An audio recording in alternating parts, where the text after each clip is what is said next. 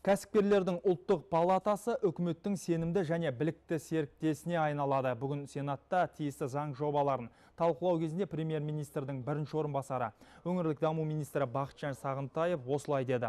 Оның айтуынша, палатаның континентальдық, яғни еуропалық үлгісі кәсіпкерлердің жалпыға бірдей мүшелігінде негізделген. Бұл үлгі Францияда және Германияда әзірленген және осы күнге дейін көптеген еуропалық елдерде табысы іске асырылып келеді.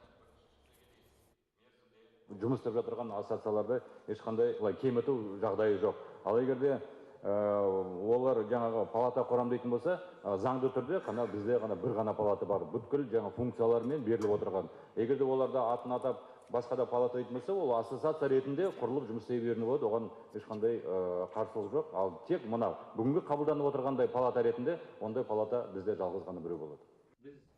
Сонымен қатар Сенат төрағасы сессияның жұмысын қорытындылап брифинг өткізді. Осы сессия барысында жоғарғы палата 96 заң қабылдаған. Оның ішінде экономикалық ықпалдастыққа қатысты 17 құжат ратификацияланған.